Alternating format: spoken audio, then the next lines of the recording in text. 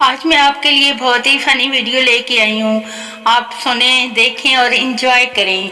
Thank you. Sheikh साहब के घर एक देसी घी का डब्बा था, मगर किसी को खोलने की इजाज़त नहीं थी। खाने के टाइम हर फार डब्बे के ऊपर से रोटी चौपड़ लेता और यही सिलसिला चलता रहा और शेख साहब बहुत हो गए।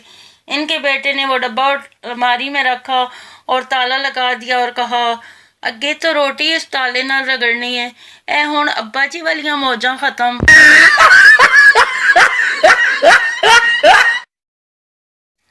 शेख, बेटा दरवाजे पर कौन है? बेटा स्विमिंग पूल के लिए चंदा मांग रहे थे। शेख, क्या देने लगे हो? बेटा एक गिलास पानी। शेख, शाबाश, साथ वाले के नलके से देना।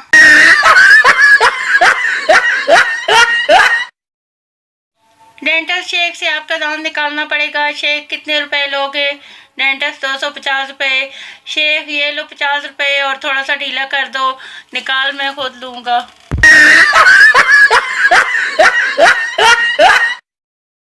शेख की बीवी, बस भी कर दो, ये टी बैग आप 10 दफा इस्तेमाल कर चुकी हैं, अब इनको फेंक भी दो। शेख, कर दी ना जैलों वाली बात, इसके पैकेट पर एक्सपायरी डेट 2017 लिखी हुई है।